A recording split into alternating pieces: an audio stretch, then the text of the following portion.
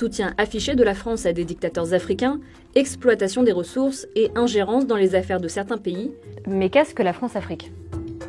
Alors la France-Afrique, c'est une expression qui désigne un système de domination créé par la France après les indépendances et avec la participation de certaines élites africaines pour s'accaparer ressources et pouvoir au détriment des peuples africains eux-mêmes. Ça, c'est ce qu'on peut résumer le plus simplement possible. Mais c'est surtout bien plus compliqué que ça. Pour comprendre comment ça s'est mis en place, il faut revenir à la période des décolonisations. À la fin de la Seconde Guerre mondiale, la France est un empire colonial puissant. Mais les mouvements d'indépendance l'inquiètent. La France a besoin de l'Afrique pour son standing international, elle a besoin de l'Afrique pour ses ressources, et elle a besoin également de l'Afrique dans le contexte de la guerre froide. Alors en 1958, De Gaulle propose un deal à 14 colonies africaines. La France s'engage à leur accorder leur indépendance dans les 2 ans qui suivent, en échange d'une série d'accords dits de coopération. Sauf que ces accords vont en fait verrouiller la domination française sur ces nouveaux États. Alors il n'y a plus de colonies françaises en Afrique, mais en réalité, ces pays nouvellement libres vivent toujours une relation de domination avec la France.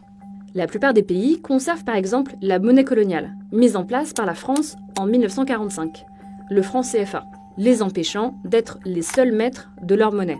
La France promet également de défendre ces pays africains en cas de problème sur leur territoire, en échange de quoi les entreprises françaises ont la priorité pour exploiter les matières premières sur leur sol. Sauf que pour profiter au maximum de ce business juteux, les multinationales ont besoin de stabilité politique, mais aussi de dirigeants pro-français.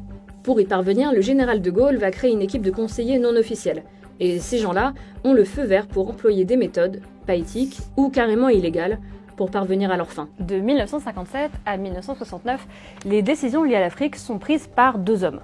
Le général de Gaulle et Jacques Foccart, qu'on a surnommé le Monsieur Afrique de l'Élysée.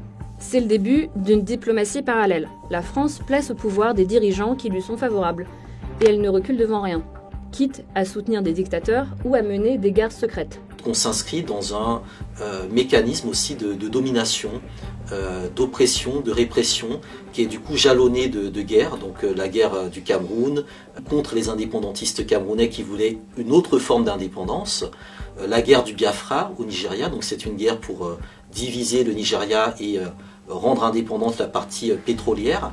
Les coups d'État et les assassinats ciblés de figures indépendantistes sont aussi à l'ordre du jour, et ce n'est pas que des soupçons. On a quand même un certain nombre de cas établis, par exemple Félix Moumié qui était l'un des leaders de l'Union des populations du Cameroun, qui en 1960 est empoisonné par un agent français, et puis aussi de manière plus récente, l'assassinat de Thomas Sankara, dont on soupçonne très fortement des ramifications vis-à-vis des intérêts français. Le système de la France-Afrique va persister sous les présidences de droite comme de gauche. Les années 70, 80 et 90 vont être marquées par de nombreux scandales de corruption, mêlant des politiques français et africains, et parfois des entreprises françaises. Alors évidemment, on n'a pas pu tout aborder dans cet épisode, mais ce qu'il est important de noter, c'est qu'aucune autre puissance coloniale européenne n'a créé un système similaire à la France-Afrique. Aussi, il faut rappeler que ce sont les peuples africains qui sont les premiers à souffrir de ces arrangements occultes.